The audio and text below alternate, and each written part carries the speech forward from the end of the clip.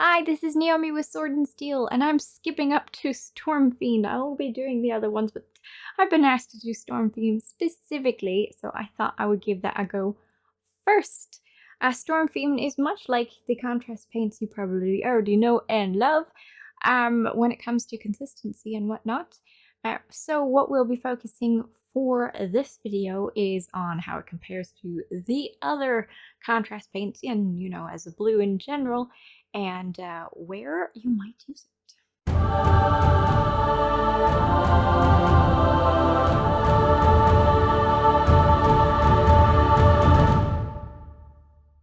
Contrast paints work over light primers. They are transparent paints, in general, that will change their hue or brightness depending on the color underneath them.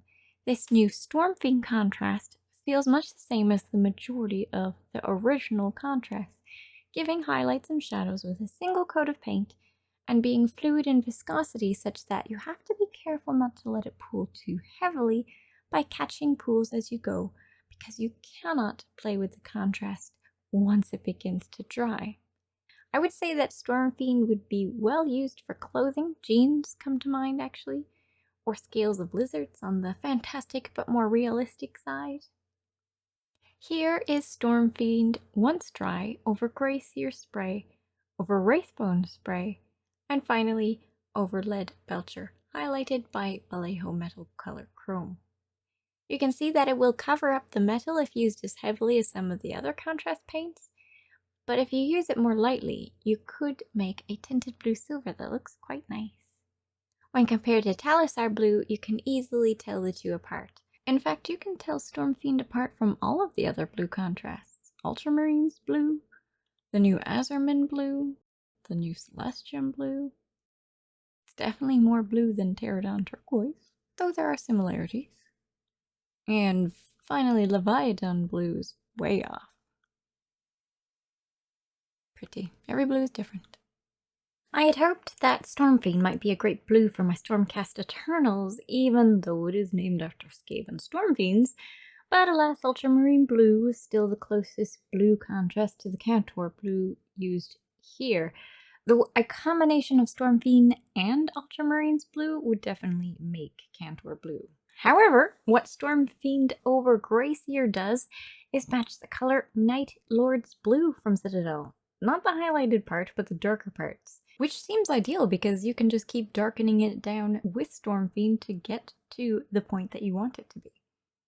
But I also thought it might make a great Tau skin with some contrast medium to lighten it up and add more of a highlight than it has alone. I applied a thin layer of 3:1 contrast medium to Stormfiend on this Tau ethereal that Games Workshop gave me, being very careful where every single shadow landed. Our eyes are very attuned to what muscle is supposed to look like, so I just wiggle the shadows around until it looks about right. And just after the first layer has dried, I add more contrast medium to the mix for an even thinner coat, so I can gently deepen the shadows, still very carefully. You need a brush with soft bristles and a fine point, and I was using Da Vinci's Maestro No. 2 for this one.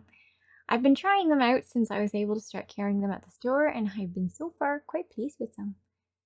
I heard a rumor that you shouldn't use contrast paints on high-end brushes, but to my mind, if it is truly a high-end brush, it should be able to withstand the contrast paint without losing its point.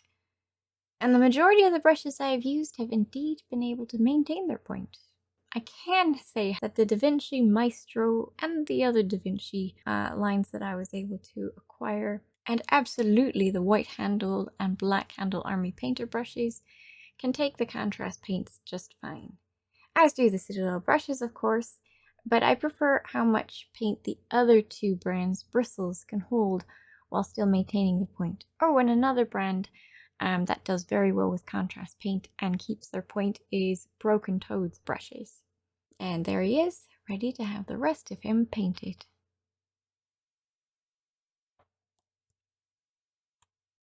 Thanks for watching. I hope you enjoyed the video. If you did, like, subscribe, comment below that it was fantastic, or comment below with any questions that you have regarding contrast paints or Stormfiend or contrast medium. I guess as another side note, all of the contrast paints have matte finishes, even the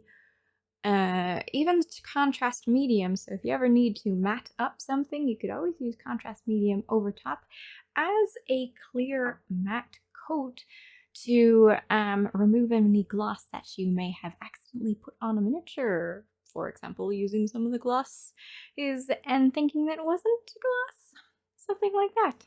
Just a little tidbit I thought I would add that has nothing much to do with Stormfiend. I hope you have a great day, and I will catch you in the next video. Bye! I like Stormfiend as a deep ocean water when it's over a cold grey, like this glacier.